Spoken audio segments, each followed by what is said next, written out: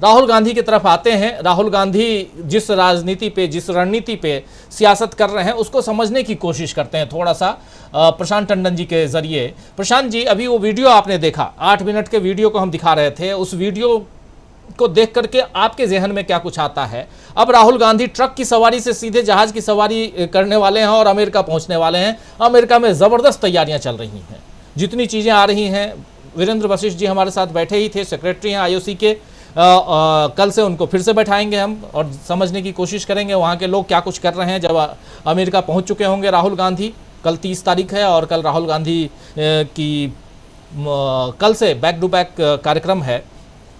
लेकिन दूसरी चीज़ कि चाहे कर्नाटक हो चाहे मध्य प्रदेश हो, जिसका जिक्र कर रहे हैं डॉक्टर प्रकाश हिंदुस्तानी जी, और इनसे पहले जो बात यहाँ रख रहे थे प्रोफेसर अखिल स्वामी जी, इन सबको साथ रखा जाए तो राहुल की राजनीति को कहाँ आप देखते हैं? और उसमें अब जो आने वाले चुनाव हैं, ज़रा उस पर फोकस्ड हम अगर बात करें तो चाहे वो अमेरिका की यात्रा हो, चाहे वो हिंदुस्तान में ट्रक की यात्रा हो, क्या एक पेनिट्रेशन दिखाई दे रहा है और उसका एक रिजल्ट जो है कर्नाटक माना जाए?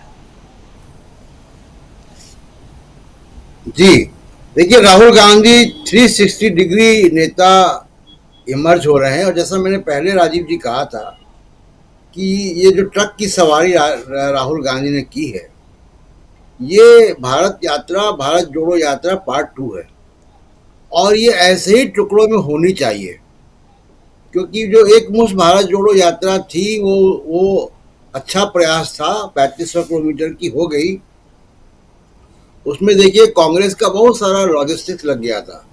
अब इलेक्शन के करीब हैं तो इलेक्शन के करीब होने की वजह से बहुत से लोग सुझाव देते हैं कि वैसी भारत जोड़ो यात्रा एक और होनी चाहिए। मुझे लगता है कि जैसे टुकड़ों में ये कर रहे हैं वो बहुत इम्पोर्टेंट है। वो दूसरी चीज़ ये है कि राहुल गांधी कोई भी काम बिना मतलब नहीं करते, मतलब कोई सोच होती है, कोई बात है। ये जो ट्रकर्स हैं हमारे देश में, जो ट्रांसपोर्ट है सड़क वाला, जो हमारी इकॉनमी की बैकबोन है, और जो न्यू इकॉनमी है, जो ई कॉमर्स इसको कहते हैं हम, उस ई कॉमर्स की भी बैकबोन वही है। हम जो अमेजन फ्लिपकार्ट पे एक ऑर्डर करते हैं वो हमारे तक पहुंचता है, वो कहीं से तो पहुंचता है ना, इन्हीं ट्रकर से पहुंचता है। पेट्रोल, डीजल, अनाज, दवाइयाँ, दूध, सब कुछ यही ट्रक वाले लेकर आते हैं हमारे पास।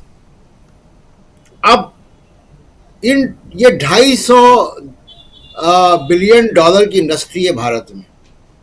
और बहुत आश्चर्य की बात है कि विदेशों से हमारे जो ट्रकिंग कम्युनिटी है, इसकी ऑपरेशनल कॉस्ट 100% ज़्यादा है। सरकार की तरफ से कोई रियायत नहीं है इनको। तो एक समूची एक ट्रांसपोर्ट पॉलिसी, और इसमें जो लोग लगे हुए हैं, ये जो ड्राइवर्स हैं, जो क्लीनर्स हैं, जो असिस्टेंट्स हैं उनके ड्राइवर्स के, उनके वेलफेयर के लिए काम होना चाहिए। आपको याद होगा कि राहुल गांधी ने 2-3 मुलाकातें दिल्ली में और कर्नाटक में ये स्विगी जोमेटो वाले जो लड़के लड़कियां हैं उनसे बात किया था, डिलीवरी बॉयज से बात किया। तो राजस्थान में कानून बन रहा है, बन गया, मतलब ड्राफ्ट हो गया। कर्नाटक के इलेक्शन के मैनिफेस्टो में आ गया कि गिग वर्कर्स वेलफेयर बोर्ड बनेगा। तो वो फीडबैक जो ट्रक ड्राइवर से लेते हुए दिख रहे हैं, वो मेरे ख्याल से उनके दिमाग में कोई एक चीज़ चल रही है कि इन ट्रकिंग कम्युनिटी के लिए, इन ड्राइवर्स के लिए कोई वेलफेयर स्कीम, कोई कानून, कोई पॉलिसी लाई जाए। क्योंकि वो पूछ रहे हैं कितना कमाते हो, इंश्योरेंस है कि नहीं है, ये सब बातें वो फीडबैक ले रहे हैं। मुझे लगता है इस पे कांग्रेस कोई डिटेल काम करके आएगी। और जहाँ तक मध्य प्रदेश की बात है, देखिए मध्य प्रदेश में शिवराज सिंह पिछला 2018 का चुनाव हार गए थे। वो मुख्यमंत्री ऑपरेशन लोटस से हैं, बिल्कुल, और सिंधिया के पार्टी छोड़ने से, दल बदल से हैं सिंधिया के। अब मध्य प्रदेश तो ऑलरेडी कांग्रेस का जीता हुआ था, और यही काम कर्नाटक में हुआ था। तो कर्नाटक की जनता ने उसका करेक्शन कर दिया।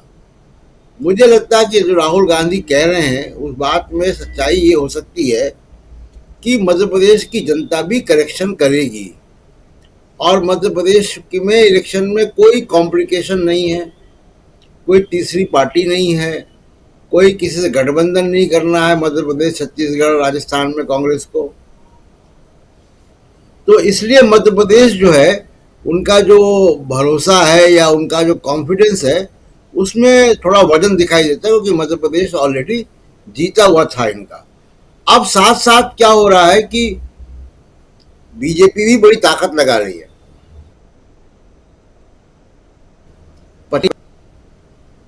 इन राज्यों में बीजेपी ने। तो उनका पूरा जो दांव है वो नरेंद्र मोदी के करिश्मा या उनकी लोकप्रियता पर है। उसका एक नमूना हमने कर्नाटक में देख लिया।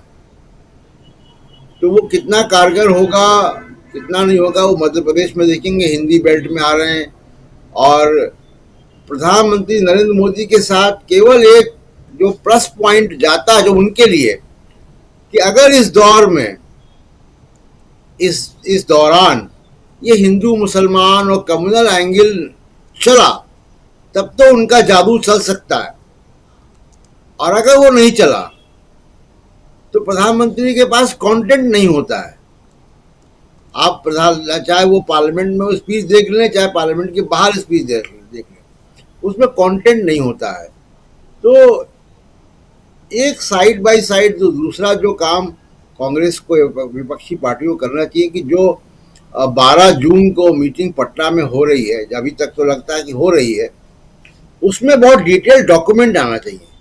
देश की तमाम समस्याओं को लेकर एक डॉक्यूमेंट करना चाहिए, चाहे वो प्रेस फ्रीडम की बात हो, चाहे वो महंगाई की बात हो, चाहे वो पीडीएस सिस्टम की, मनरेगा की पेमेंट्स, मनरेगा के 3-3 महीने डिले होते हैं।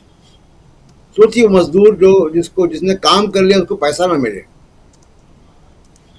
तो ये डिटेल डॉक्यूमेंट, चाहे वो नफरत की बात हो, चाहे तमाम सारे जो मुद्दे हैं जो हमारे आपके जीवन में रोज आते हैं, प्रेस फ्रीडम भी है उसमें, वो एक डिटेल डॉक्यूमेंट आना चाहिए।